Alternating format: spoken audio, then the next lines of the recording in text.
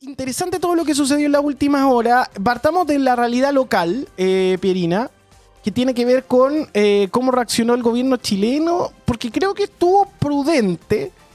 Y acá invito a la reflexión, que es todo lo contrario de lo que pasó con, por ejemplo, Fidel Espinosa. Cambio de música, señor director, y que tuvo que borrar el tuit donde planteó que se apuró, digamos, en apoyar la victoria de Maduro y después vio el escenario. Y no se sumó a este coro de voces que estaban entre ellos Milei, el gobierno de Perú y otros que empezaron a cuestionar inmediatamente. Esperó hasta después de la medianoche, digamos que era bastante imprudente porque los resultados tenían que estar a las 8. ¿Coincide la hora de Caracas con la hora de acá? Estamos a la misma hora. Yo también pensaba que los resultados tenían que estar a las 8 o 9 de la noche, pero recordamos, con algunos amigos que estábamos viendo las elecciones, elecciones anteriores en las que no hubo acusación de fraude, que demoró bastante el resultado y se dio cerca de la medianoche. La elección que enfrentó a Capriles con Chávez en el año 2012 también tardó bastante. Así que la verdad, las dudas que se empezaron a asomar respecto a la demora en la historia electoral de Venezuela no era el argumento más fuerte. Creo que hay argumentos más importantes para sostener la tesis, digamos, de que aquí hubo una intervención. Ahora, creo que el presidente Boric reaccionó tempranamente, de una manera muy clara, cuando el presidente Boric emite esta declaración ya más fuerte, exigiendo transparencia y exigiendo medidas, digamos, que aseguraran la comprobabilidad de los resultados para reconocer al gobierno. Lo hizo en un momento donde todavía otros gobiernos de la región no se habían pronunciado en esa dirección y que ha sido la línea que la mayoría de los gobiernos de la región ha tomado. Es decir, aquí tiene que haber una demostración de transparencia, tienen que estar las actas, tiene que pronunciarse el Centro Carter, la misión de la ONU. ¿Qué es el Centro Carter? Es una, ¿tú sabes cuál es el Centro Carter? Es como una especie de consultora. Es una consultora privada. Es una consultora privada con las manos un poco en todos lados, con consejeros caros. Son ese tipo de servicios que uno contrata carísimos para ganar, perder, hacerte aconsejar sobre las elecciones. ¿Tienen validez? Sí. ¿Están validados en el mundo de los analistas internacionales? Sí. De todas maneras. O sea, es una de las instituciones privadas a las cuales las Naciones Unidas se dirige. Es una de las miles de empresas que colaboran en temas serios con organizaciones internacionales, el UNHCR, las Naciones Unidas. Y puede suceder que se pronuncie el Centro Carter y se pronuncien todas las instituciones que puedan esclarecer, o yo pregunto desde la inocencia y de la cero expertise, ¿puede que este resultado sea cuestionado realmente o ya hay que asumirlo? Yo tengo mi opinión al respecto y tiene que ver con lo que vi pasar anoche y lo que se ha visto históricamente en las elecciones en Venezuela. Ayer las elecciones fueron manipuladas, pero no fueron manipuladas por maldad, por así decirlo. Fueron manipuladas por necesidad. ¿De quién? Del gobierno y de sus exponentes que están a la merced de posibles incriminaciones, de violaciones de derechos humanos, de vulneraciones que pueden ser llevadas a la Corte Penal Internacional que Venezuela reconoce. El punto es que la oposición ayer no quiso negociar. A ver, espera un poco, porque esta novela fue así. Lo que hemos estado escuchando es que hasta que estaba en 40% la cosa iba bastante normal. Sí. Empieza a darles esos números, por lo menos gestos de... porque fueron bien prudentes en la oposición. Gestos de alegría y de, hey, mantengámonos en calma y esperemos. Llega a las 8 de la noche, no hay resultado. Llega a las 10 de la noche, 10 y media de la noche, no hay resultado. Pasamos a las 2 y media de la noche y recién ahí hay resultado. Entonces, lo que tú estás planteando, te tienes que ser responsable, es que entre las 6 de la tarde, perdón, entre las 7 y entre las 12 de la noche pasó algo. O sea, primero ralentizó de manera brutal el sistema de conteo. Y el gobierno de Maduro acusó saboteo internacional. Un boicot, acusó hackeo. La verdad es que lo ralentizaron, probablemente porque vieron que estaban perdiendo, como dice la oposición. Dice que tiene 70-30, que es una barbaridad, una diferencia. Yo no me acuerdo de ninguna elección en democracia en el 900 que haya ido 70-30. ¿No crees que haya existido ese 70-30, efectivamente? Yo no creo, pero creo que la oposición ganó las elecciones. La oposición ganó las elecciones. Y como no es una oposición muy práctica en términos ideológicos, y hay mucha rabia y por ende mucha superficialidad a la hora de entrar en un debate político y conjuntural de esta envergadura, yo no creo que estén preparados para tomar el país, sustancialmente. Sobre todo por el hecho de que no quieren negociar con el gobierno absolutamente nada. Eso es un error. Aquí en Chile, la transición de la dictadura a la democracia se llevó a cabo porque se negoció con los cómplices civiles de la dictadura que siguen libres. Y eso te puede gustar o no. A mí no me gusta, por ejemplo. Pero es un hecho que cuando hay una dictadura por muchos años y tú quieres pasar a otro tipo de gobierno, liberando los partidos políticos, etcétera, tú tienes que negociar con los culpables y ofrecer Términos algún y tipo, condiciones. términos y condiciones y algún tipo de inmunidad. Entonces tu teoría es que Es eso no así. se conversó. Eso no, yo creo que se conversó, porque cuando empezó a ralentizarse la cuestión, los que estaban en todos los lugares donde se votaba eran los militares. Los que tienen poder en Venezuela son los militares. Que dejar de creer que Maduro es como alguien que la gente admira. La gente no es estúpida, la gente sabe que roban y que mienten, ¿ya? Como lo saben en Rusia. Si tú hablas con un ruso, nunca te va a decir que Putin es increíblemente bonito. ¿Ya? Es un mentiroso, es un gángster y es un asesino, pero lo queremos porque es antioccidental. Y lo mismo pasa con Maduro. Eso no lo vas a poder como teletransportar hacia una democracia. El punto de la cuestión es que la democracia no es indispensable, ¿ya? No es un elemento indispensable para la vida política. Y lo estamos viendo en el mundo. El mundo, la mayoría de los países no Pero tienen eso, democracia. eso lo que quiere decir es que, y aquí es donde a mí me preocupa mucho lo que estás planteando, porque hace unos días vi un video que ha circulado por la campaña de los demócratas en Estados Unidos, donde aparece hablándole a las comunidades cristianas, Donald Trump diciendo, esta es la última vez que van a votar. Es increíble ese video, dice, acá los hermanos cristianos, última vez que votan, esto lo vamos a arreglar. Entonces estamos viendo que lo que estás tú planteando, desde un punto de vista bastante descreído del valor de la democracia, es que parece ser de que y ahí está el peligro, porque si no hay democracia empezamos a tener problemas de No, bastante- horroroso. Para mí la horroroso. democracia es un valor absoluto y fundamental. Claro, yo Es el creo que mejor sistema de Adriano gobierno que está hemos tenido. planteándose desde la realpolitik, no desde Claro. lo que debiera ser, sino de lo que De lo que estamos es. viendo, de lo que es una ¿Qué es posición la distinta. realpolitik, doctora? Es, digamos, asumir posiciones absolutamente realistas en base a lo que ocurre, no a lo que debiera ocurrir, y por lo tanto actuar, Ay. por ejemplo, Se puso mal la pan. No, en ya, relación a lo que estaba diciendo Adriano, considerando que podría ser cierta esta idea de esa negociación que no ocurrió. Realpolitik, es decir, tenemos que negociar y por lo tanto vamos a aceptar negociar con, digamos, el régimen que sea para pactar los términos del armisticio, por decirlo de alguna manera. Ahora, también hay que sostener que si se llegó a esta elección es porque hubo procesos de negociación previos. La oposición venezolana ha probado todos los métodos para acabar con el gobierno de Maduro y antes con el de Chávez, desde los más deleznables, como apoyarse en Estados Unidos para hacer un golpe de Estado, para intentar otros golpes de Estado, apoyar las sanciones internacionales que han asfixiado a la economía venezolana, hasta las urnas. Han, digamos, evolucionado en distintas tácticas y al interior de la oposición venezolana hay sectores absolutamente antidemocráticos, sectores democráticos más moderados, pero los sectores que prevalecen son los sectores más antidemocráticos, más de extrema derecha. Y aquí hay un peligro que es real.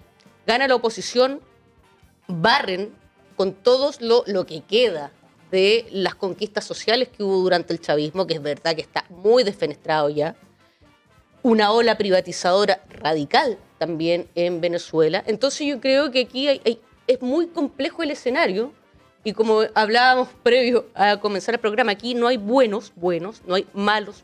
Aquí hay un régimen autoritario que desde el 2015 en adelante dado sucesivas muestras de pasar por encima de su propia constitución, y hay una oposición que ha intentado desde golpes de Estado apoyados por Estados Unidos hasta una táctica electoral. Por lo tanto, aquí lo único que podría asegurar una transición pacífica y duradera es una intensa negociación entre ambos sectores que asegure condiciones de que el chavismo pueda tener una existencia política si deja el poder, que puedan seguir expresándose políticamente, tener representación parlamentaria, porque hay ¿Cómo que se hizo con la UDI? ¿Cómo se hizo con la UDI? Eso era el Digámoslo, político. digámoslo. ¿Cómo se hizo con la UDI? Sí, Joaquín, porque No es- le dieron el espacio de... Bueno, pero... no es exactamente lo mismo, pero son procesos de negociación entre bandos que están enfrentados y que por una historia política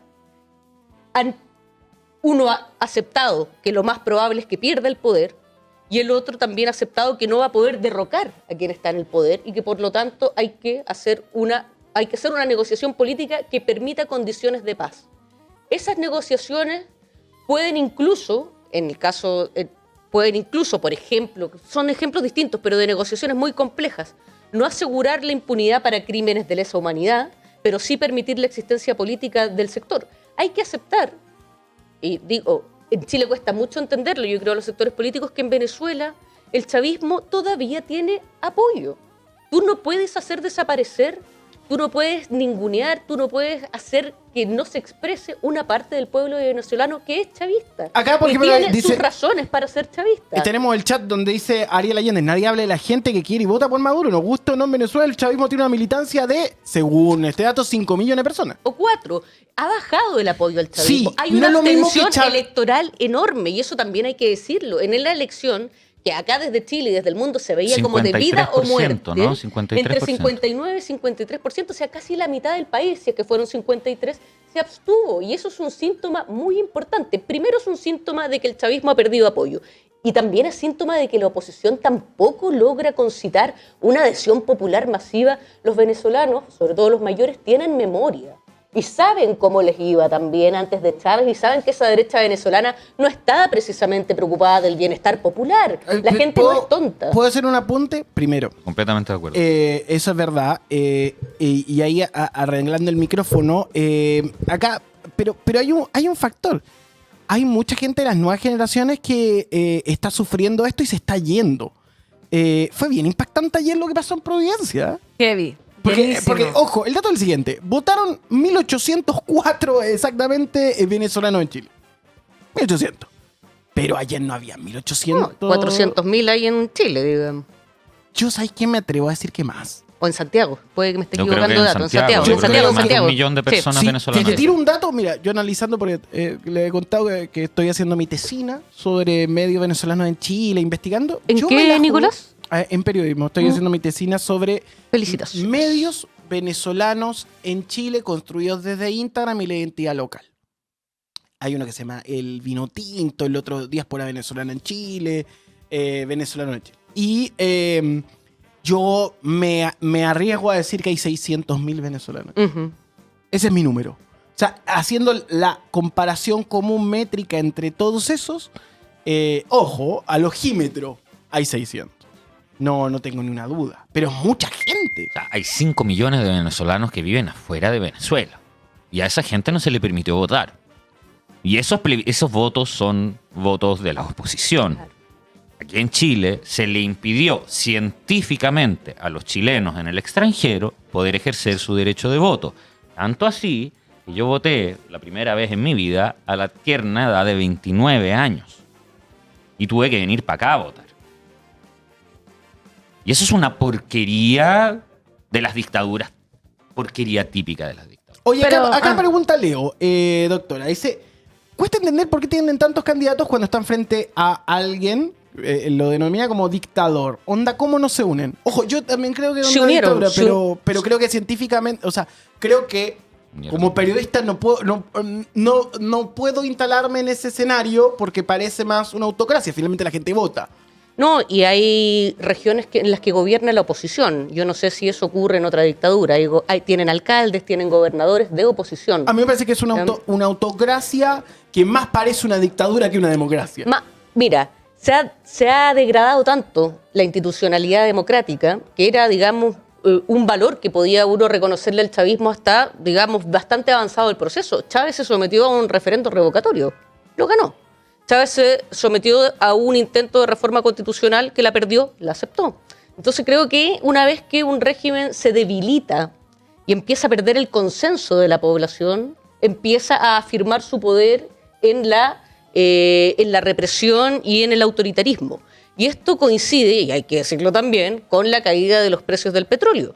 Cuando los gobiernos chavistas tuvieron precios petroleros muy, muy, muy favorables, tuvieron una cartera enorme para hacer redistribución de la renta petrolera, políticas sociales muy intensivas que sacaron de la pobreza a muchísima gente y con planes sociales muy vanguardistas. ¿Ya? Ahí tendríamos que meternos a revisar, me voy a quedar solo hasta acá.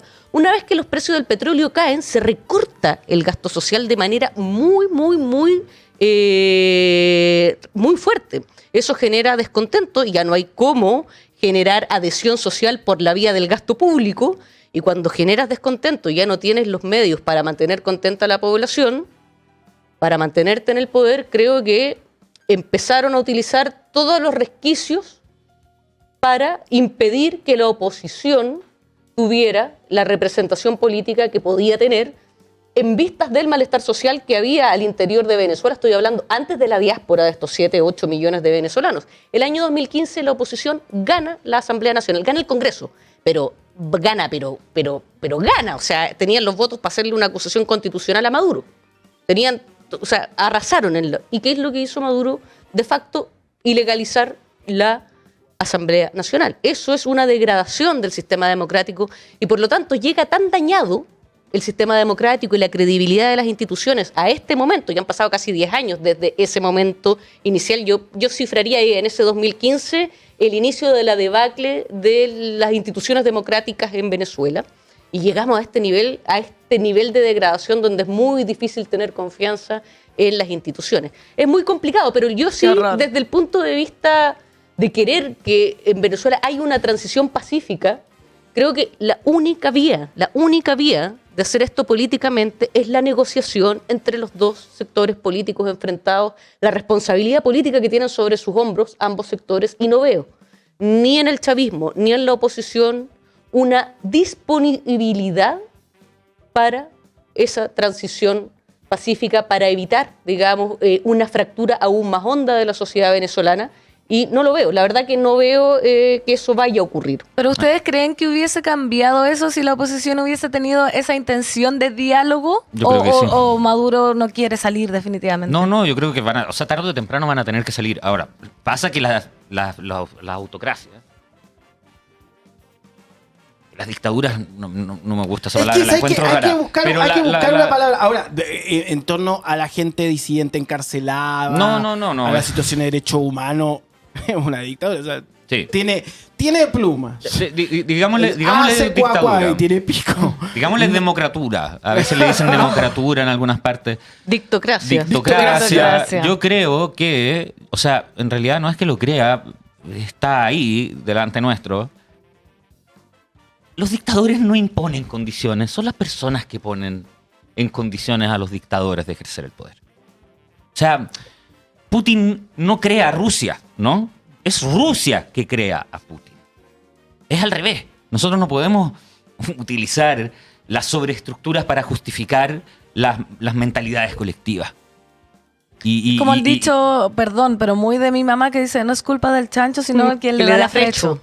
O sea, y no es tan difícil llegar ahí. Ahora, claro, como dice bien la doctoresa, los regímenes no se van desgastando, van perdiendo poder, van dejándose pedazos atrás. El chavismo es otra cosa respecto a lo que hay ahora en Venezuela.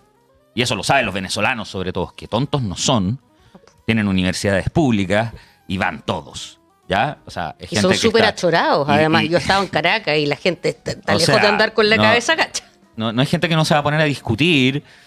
Y no me consta que cuando a un dictador se le acaba la energía y la gente ya no lo quiere, lo maten si le pueden poner las manos encima o el huevón se va exiliado.